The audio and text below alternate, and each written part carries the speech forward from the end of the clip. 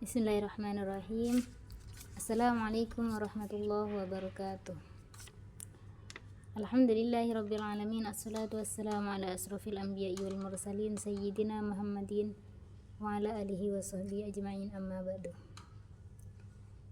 Baik, perkenalkan, nama saya Saudah Anwar, mahasiswi Universitas Ibnu Khaldun Bogor, Prodi Ilmu Al-Quran dan Tafsir. Di sini saya hendak melaksanakan tugas UAS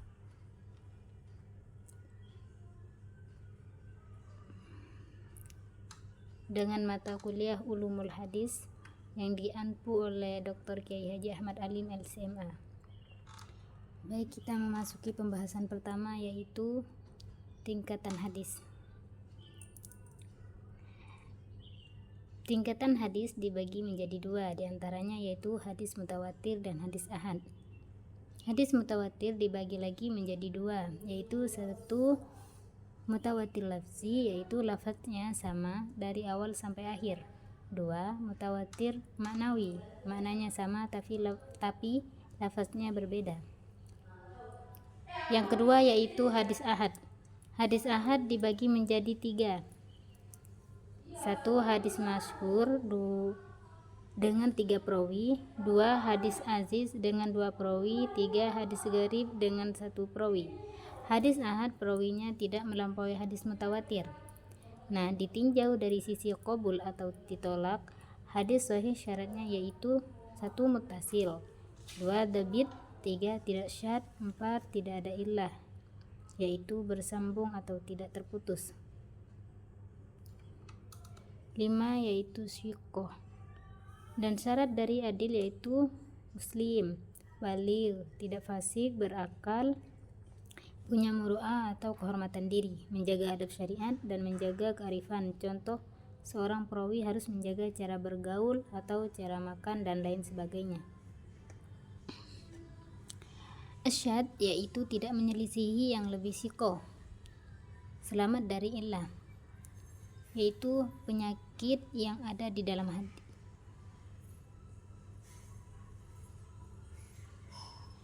Jika 5 syarat ini terpenuhi, maka ia disebut sahih. Dan sahih dibagi menjadi dua, yaitu sahih li dzatihi, 2 sahih li ghairihi. Sahih li dzatihi, sahihnya karena ada faktor pendukung yang menguatkan. Contohnya hadis hasan yang bertemu dengan hadis hasan, maka derajatnya naik menjadi sahih li ghairihi. Dan para ulama membuat kategori hadis sahih li dzatihi yang paling sahih sanadnya. Contohnya yaitu hadis yang diriwayatkan dari Ibnu Syihab Az-Zuhri, dari Salim Abdullah bin Umar, dari Rasulullah. Contoh kedua yaitu hadis yang paling sahih dari Sulaiman Al-A'mas, dari Ibrahim An-Naqai, dari Alqamah bin Qais Abdullah bin Mas'ud. Contoh yang ketiga yaitu hadis yang diriwayatkan Imam Malik dari Nafi Maula Ibnu Umar, dari Abdullah bin Umar, dari Nafi Maula Ibnu Umar, dari Abdullah bin Umar. Nah, selanjutnya itu hadis mutawatta. Hadis muwatta banyak sekali yang diriwayatkan dan disertai syarahnya dan diringkas oleh para ulama supaya memudahkan. Imam Nadul Qutbi meriwayatkan hadis-hadis muwatta yang tersambung dari Imam Malik sampai Rasulullah. Hadis muwatta adalah hadis tertua, dan arti muwatta sendiri yaitu disepakati. Dinamakan Al-Muwatta karena kitab ini sudah direview dan disepakati oleh 70 ulama pada masanya. Selanjutnya yaitu klasifikasi hadis dhaif. Syarat diterimanya hadis ada kalanya sahih dan hasan. Dan ketika tidak terpenuhi syaratnya, maka hadisnya menjadi dhaif.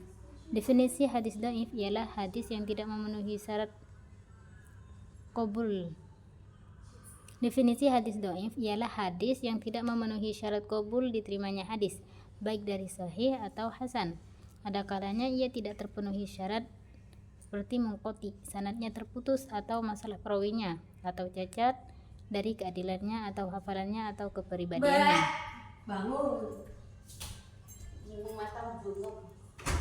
Satu, dhaif yang disebabkan terputusnya sanad dibagi menjadi dua.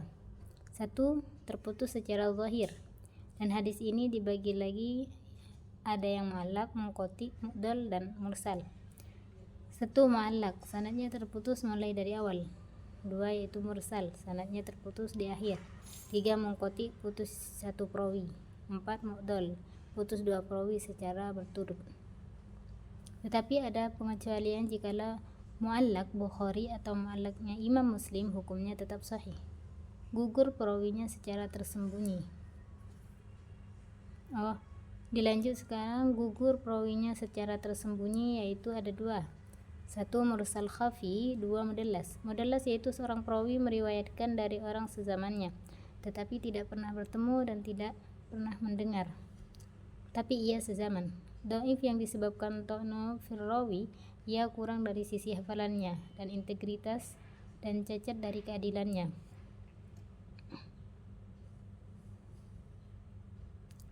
Dan ketika ia tidak adil atau dikenal sebagai pembohong atau pendusta, maka hadisnya maudhu. Selanjutnya yaitu ada perawi. Perkara penting yang disebut oleh Imam Ibnu Hajar dalam kitab Nahbatul Fikar yaitu menjaga adab dalam proses mencari ilmu. Ketika Imam Syafi'i rahimahullah belajar ke Imam Malik, salah satu pesan yang pertama dipendengarkan yaitu jadikanlah ilmumu seperti garam dan adabmu seperti tepung. Karena apa? Supaya tidak rusak.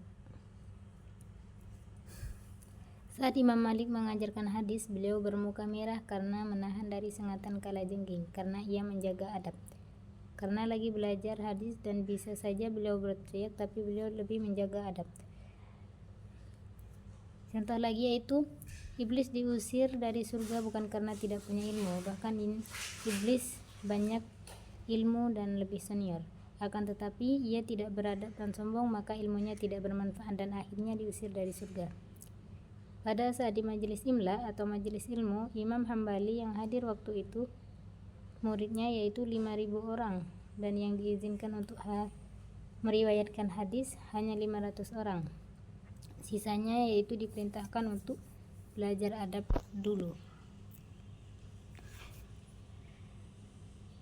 Apabila mencari ilmu, hendaklah menjaga niat, mencari ridha Allah dan ikhlas supaya ilmunya bisa memberi manfaat. Generasi salafus soleh amalannya sedikit tapi umurnya berkah, ilmunya berkah. Imam Malik berkata, segala sesuatu yang diniatkan untuk Allah maka akan abadi. Seperti kitab Muwatta yang sudah ribuan tahun yang lalu, namun ia masih bermanfaat karena ia ikhlas dan yakin. Dan keyakinan dan keikhlasannya itu sebagian dari adab. Dan Imam Abdullah bin Mubarak berkata, siapa yang hafal Quran atau membawa Quran kemudian hatinya condong untuk dunia, maka ia telah menjadikan ayat Allah sebagai candaan atau permainan. Maka berhati-hatilah. Adab-adab mencari ilmu. 1. Ikhlas, menjaga niat, bersihkan hati dari kepentingan dunia. 4. Tahsinul qulub. Dalam Al-Quran Allah menegur Rasulullah supaya memprioritaskan akhlak, dan akhlak itu adalah rahmat. Wa ma arsalnaka illa rahmatan lil alamin. Maka hilangkan rasa congkak dan merusak dari maka hilangkanlah rasa congkak karena ia bisa merusak. Jadi harus betul-betul dijaga adabnya. Para perawi yaitu orang yang sempurna adabnya dan tawadhu, dan perawi harus memiliki akhlak. Sebagian adabnya ialah duduk dengan tenang. Bahkan saking pentingnya adab, kata Ibnu Hajar, jangan membaca hadis sambil berdiri, karena itu tidak sopan. Tidak membaca dengan tergesa-gesa kecuali darurat. Menahan diri dari menyampaikan, dan juga seorang perawi menahan diri dari menyampaikan hadis jika ia dikhawatirkan lupa atau berubah, dan adab murid dan juga menjaga adab murid kepada gurunya.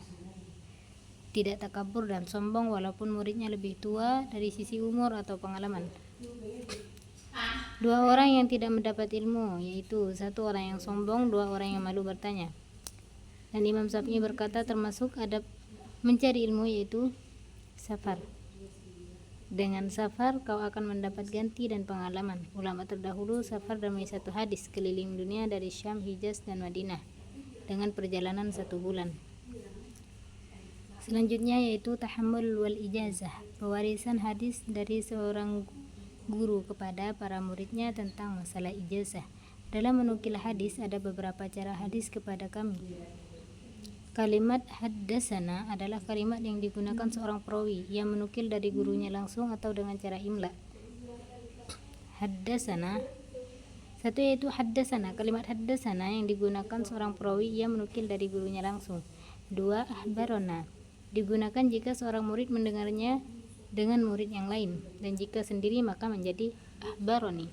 3. Amba'ana ketika seorang murid menukil riwayat dari gurunya atau mengijazahkan, dan ketika sendiri menjadi amba'ani. 4. Yaitu ijazahnya secara signifikatif, tidak disebut namanya tetapi disebut sah dan namun tingkatannya lebih rendah. 5. Yaitu ta'likul ijazah yang mendapat ijazah tapi dengan syarat atau digantung. 6. Al-ijazatu limakdumin pemberian ijazah untuk orang yang belum ada tetapi ia mengikuti yang ada. Contohnya, saya ijazahkan si fulan dengan anaknya si fulan tetapi ia tidak hadir. Sah secara periwayatan menurut Al-Hatib dan Abuya Al-A'la Al-Hambaliyah.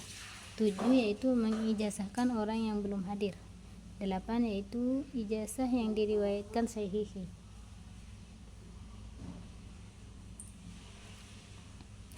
Perawi hadis, tingkatan mata rantai sahabat tabi'in dan tabi'ut tabi'in. Tabaqatut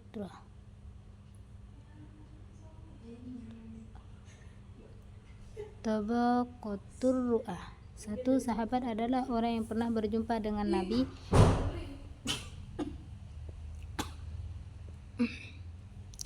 dalam keadaan Islam dan meninggal dalam keadaan Islam. Dalam ilmu akidah dan mustalah, 1000 lebih sahabat yang semuanya adalah orang yang adil dan hukum hadisnya sahih.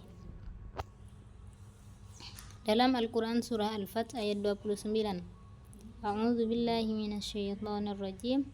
Muhammadur Rasulullah walladzina ma'ahu asyidda'u 'alal kuffari ruhama'u bainahum tarahum ruk'an sujjadan yabtaghuna fadlan minallahi wa ridwana simahum fi wujuhihim min atharis sujud dzalika mathaluhum fit Taurah wa mathaluhum fil Injil kazar'in akhraja shada'ahu fa'azarahu fastaghlada fastawa 'ala suqihi yu'jibu az-zurra'a liyaghidha bihimul kuffar wa'adallahu alladhina amanu wa 'amilus solihati minhum maghfiratan wa ajran 'azima. Dan Nabi bersabda bahwa sahabat adalah orang yang hatinya paling ikhlas dan bersih. Sesungguhnya Allah melihat hati para hamba. Dia dapati hati Muhammad adalah hati yang terbaik dari seluruh hambanya. Karena itu ia pilih untuk dirinya menjadi khalilnya, dan dia utus membawa risalahnya. Kemudian Allah melihat hati-hati selain hatinya Muhammad, ternyata hati para sahabat adalah hati-hati yang terbaik. Dia jadikan mereka sebagai seorang yang membantu nabinya. Mereka aktif berdakwah dan memiliki loyalitas yang tinggi. Hal ini dibuktikan dengan surat dan hadis di atas yang merupakan lisensi langsung dari Allah dan Nabi bahwa sahabat adalah orang yang adil dan disucikan oleh Allah.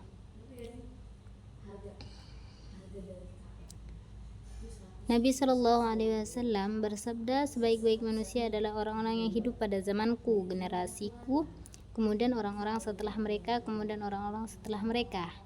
Yang mana dengan hadis ini jelas bahwa para sahabat adalah sebaik-baiknya manusia sebab hidup bersama Nabi. Generasi pertama dari sahabat adalah sabiqunal awwalun. Banyak ayat yang menunjukkan bahwa sahabat mendapat gelar dari Allah sebagai khairul Quran atau khairul ibad, atau sebagai orang yang al-muflihun, yaitu beruntung.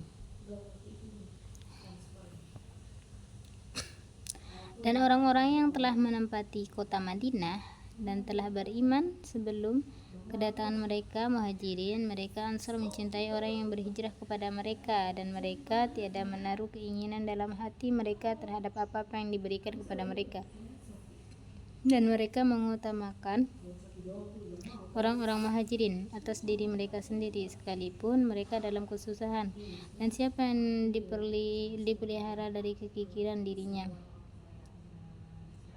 mereka itulah orang-orang yang beruntung. Quran Surah Al-Hasr ayat 9.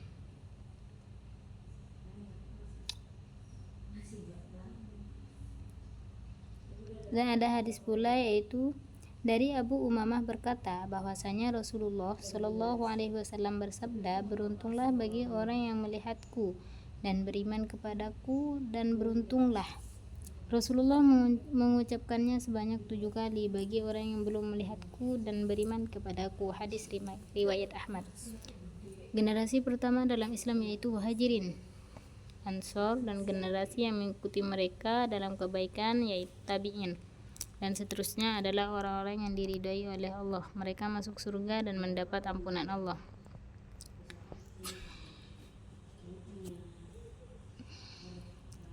A'udzu billahi minasyaitonir rajim. Was-sabiquna al-awwaluna minal muhajirin wal ansari walladzina ittaba'uuhum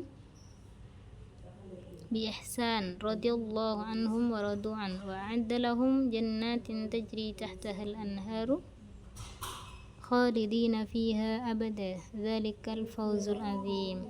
Orang-orang yang terdahulu lagi pertama-tama masuk Islam dari golongan Muhajirin dan Ansor, dan orang-orang yang mengikuti mereka dengan baik. Allah ridho kepada mereka dan mereka pun ridho kepada Allah, dan Allah menyediakan bagi mereka surga-surga yang mengalir sungai-sungai di dalamnya selama-lamanya. Mereka kekal di dalamnya, itulah kemenangan yang besar. Lalu Nabi mewasiatkan, fa'alaikum bisunnati wa sunnatil khulafa'ur rasyidinal mahdiyin.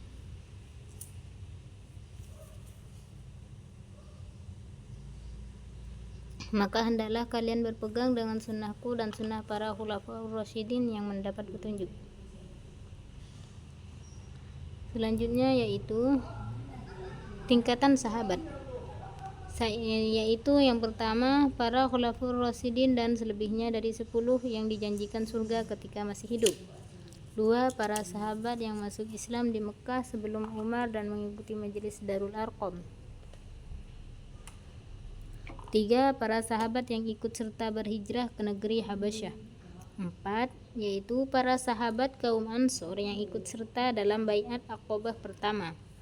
5. Para sahabat kaum Ansor yang ikut serta dalam baiat Aqabah kedua. 6. Para sahabat kaum Muhajirin yang berhijrah sebelum sampainya Nabi Muhammad di Madinah dari Kuba. 7. Para sahabat yang ikut serta dalam perang Badar. 8. Para sahabat yang berhijrah antara perang Badar dan perjanjian Hudaybiyah. 9. Para sahabat yang ikut serta dalam baiat Ridwan pada saat ekspedisi Hudaybiyah. 10. Para sahabat yang masuk Islam dan berhijrah ke Madinah setelah perjanjian Hudaybiyah. 11. Para sahabat yang masuk Islam setelah Fathu Mekah. 12. Yaitu para sahabat anak-anak yang melihat Nabi Muhammad di waktu atau tempat apapun setelah Fathu Mekah. 2. Yaitu tingkatan kedua adalah para tabi'in, yaitu generasi kedua setelah sahabat, orang yang berjumpa dengan sahabat dalam keadaan beriman dan wafat dalam keadaan beriman pula. Dan mereka juga disebut sebagai orang yang adil karena mereka orang yang mengikuti kebaikan dari Nabi dan sahabat dan diikuti dan diteruskan. Tingkatan tabi'in. 1. Tabaqatul kubra adalah orang yang pernah berjumpa sahabat, khususnya sahabat yang dikabarkan masuk surga seperti Abu Usman An-Nahdi, Qais bin Abbad, Abu Husain bin Munzir, Abul Wa'il, Abu Rajak At-Toridi. Kemudian tabi'in senior karena keilmuannya seperti Sa'id bin Nusaib, Urba bin Zubair, Sulaiman bin Yasar, Al-Qasim bin Muhammad bin Abi Bakar, Abu Bakar bin Abdurrahim, Kharijah bin Zaid, Baitullah bin Abdullah.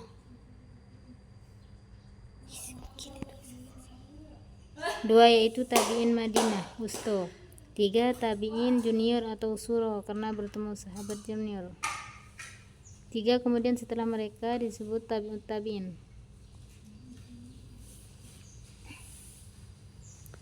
Tabi'ut tabi'in adalah orang yang bertemu tabi'in dalam keadaan Islam dan meninggal dalam keadaan Islam, dan mereka juga memiliki tabaqat, yaitu kubro, wusto, dan sukro. Dari tabaqat-tabaqat tadi sampailah hadis-hadis yang diriwayatkan sahabat, kemudian ke tabi'in, kemudian ke tabi'ut tabi'in, yang kemudian sampailah pada kita saat ini karena diriwayatkan dalam bentuk sudah terbukukan. Contoh, orang yang pernah bertemu sahabat seperti Imam Malik bin Anas sudah membukukan dalam kitab Muwatta. Orang yang pernah bertemu tabi'in atau muridnya Imam Malik seperti Imam Syafi'i dan murid-murid setelahnya, yang nantinya perawi dan pencatat hadis membukukan seperti Sahihain, kitab Sunan Abu Daud, Sunan Tirmizi, Sunan An-Nasa'i, Ibnu Majah, yang kemudian disebut kitab Kutubus Sittah. Kemudian kitab-kitab Musnad Imam Ahmad, Musnad At-Tayalisi, Musnad Abi Ya'la Al-Mausili, kemudian kitab seperti Daruqutni, Al-Baihaqi, kemudian kitab Mu'jam,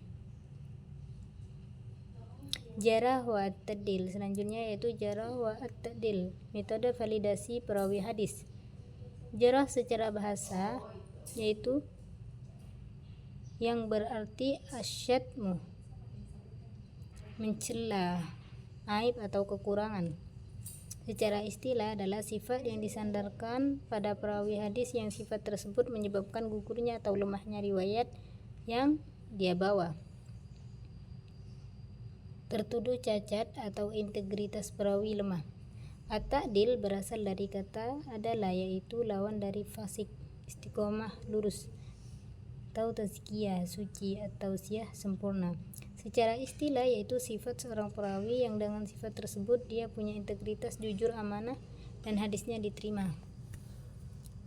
Jarah wa ta'dil adalah ilmu yang secara khusus membahas tentang sifat tercela dan sifat terpuji seorang perawi. Dalam istilah hadis ada istilah khusus untuk menjarah atau mentakdil para perawi hadis, yang artinya, hai orang-orang yang beriman, jika datang kepadamu orang fasik membawa suatu berita, maka periksalah dengan teliti, agar kamu tidak menimpakan suatu musibah kepada suatu kaum tanpa mengetahui keadaannya yang menyebabkan kamu menyesal atas perbuatan itu. Al-Hujurat ayat 6. Yang mana jika datang suatu berita maka divalidasi terlebih dahulu. Budaya tabayyun diajarkan Allah agar umat Islam cerdas dalam mencerna suatu berita. Dalam hadis Nabi juga telah disebutkan bahwa Nabi memuji seperti Nikmar Rajul Abu Bakrin,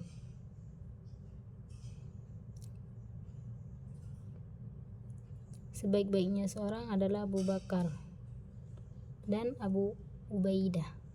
Khatib Al-Baghdadi menukil dari ijma bahwa para ulama sepakat bahwa khobar yang diterima adalah khobar yang dibawa oleh orang yang adil atau dengan persaksian orang yang adil.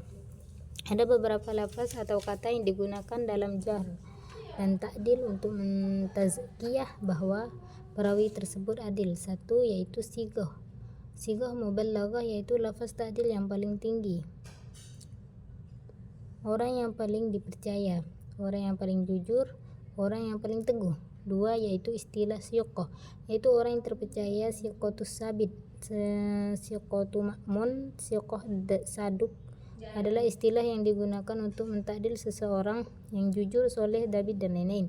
Tiga yaitu takdil menggunakan lafaz syarat, la ba'sa bihi, orang ini tidak ada cacat atau menggunakan lafaz terpercaya, tidak ada celaan fulan ini adalah seorang syekh. Bila diriwayatkan tidak ada lafaz yang mendekati cacat. Lafaz jarah satu yaitu lafaz jarah. Satu yaitu sighah mubalaghah yang paling tinggi untuk mengungkap sifat berlebihan seperti fulan dajjal.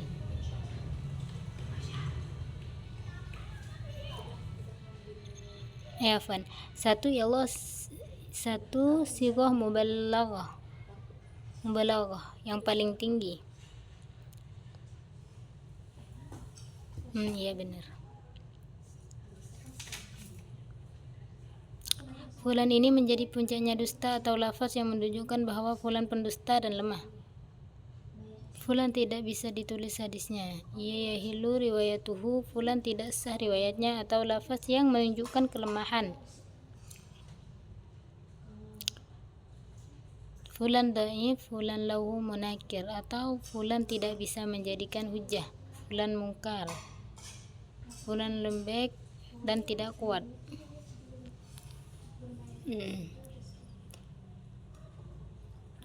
Syarat orang yang menjarah dan takdil: 1. Harus orang yang sikoh, alim, bisa dipercaya, jujur, dan berilmu. 2. Harus yang adalan sabiqot dabiton, yaitu adil dan kuat hafalannya. Harus fahmi wal 3, yaitu harus fahmi wal basiro, faham dan punya pengetahuan hadis, paham dan punya pengetahuan hadis, dan ma'rifatul rijal, yaitu punya pengetahuan tentang silsilah perawi hadis dan paham bahasa Arab, punya usul lughah, yaitu kitab untuk mengetahui jarh wa ta'dil, al-istilah fi ma'rifati asab Ibnu Abdul Bar, dan masih banyak lainnya. Selanjutnya itu musnad. Hadis musnad adalah hadis marfu, yaitu hadis diangkat dan disandarkan pada Nabi oleh sahabat dan sanadnya tersambung. Musnad Imam Ahmad mengumpulkan hadis musnad yang diurutkan berdasarkan riwayat sahabat seperti musnad Abu Bakar, musnad Umar, dan lainnya. Musnad disusun sesuai riwayat sahabat, biasanya dimulai dari sahabat Abu Bakar. Dalam periwayatan hadis ada banyak istilah, diantaranya yaitu kitab al-jami', kitab yang tersusun di dalamnya seluruh bab seperti akidah, muamalah, dan lainnya. Kitab as-sunnah biasanya disusun sesuai bab fikih seperti Sunan Abi Daud, yang mana selain belajar hadis juga belajar hukum, karena ini yang menjadi sumber-sumber istimbat para fuqaha. Terus kitab mu'jam, yaitu kitab-kitab hadis yang disusun dengan berurutan seperti kamus sesuai dengan huruf atau nama guru. Contohnya seperti Mu'jam Tabarani, Mu'jam Al-Kabir, Mu'jam As-Saghir. Kitab Al-Ilal, yaitu kitab-kitab khusus mencantumkan hadis-hadis yang maklul, yaitu hadis-hadis yang ada ilah.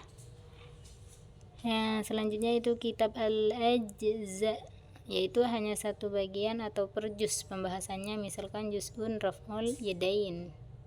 Fisolati lil Bukhari, yaitu Imam Bukhari punya sebalan kitab seperti mengangkat tangan saat sholat. Al-Atraf Imam Tirmizi, yaitu kitab hadis yang disusun dari sisi ujungnya saja untuk memudahkan. Itu yang selanjutnya itu Al-Mustadrak, yaitu kitab hadis yang disusun untuk memberikan susulan yang tidak ada di kitab lain atau hadis manapun, atau hadis yang disusulkan dari kitab lain yang tidak dicantumkan di kitab tersebut. Contohnya kitab Mustadrak Imam Hakim, yang mana hadisnya sama namun merupakan susunan dari sanadnya secara mandiri yang tidak ada di Sahih Bukhari Muslim. Terus kitab Mustakhrajat, yaitu kitab yang ditahlis oleh muallif, yakni muallif mencantumkan sanadnya dengan hadis yang sama tapi sanadnya berbeda namun gurunya sama. Contoh kitabnya yaitu Mustakhraj Imam As-Bahani. Dan orang yang punya banyak sanad disebut musnid atau muhaddis. Hafiz, Mufid, Amirul Mukminin fi hadis. Yang paling rendah yaitu Musnidul Iraq, Musnidul Ulia, Musnidul Alam, Musnidul Dunya, Musnidul Ansar, Musnidul Muqrib. Syekh Yasin Al-Fadani meriwayatkan musalsal di suatu wilayah. Beliau mengumpulkan sanadnya ke 200 guru. Satu hadis saja beliau punya sanad per daerah, yaitu Irak dan Hijaz, sehingga disebut Musnidud Dunya. Jika tidak punya sanad maka disebut peneliti atau bahis, seperti Syekh Albani. Beliau dipuji dan juga dikritik. Sekian yang bisa kami sampaikan, kurang lebihnya saya mohon maaf. Assalamualaikum warahmatullahi wabarakatuh.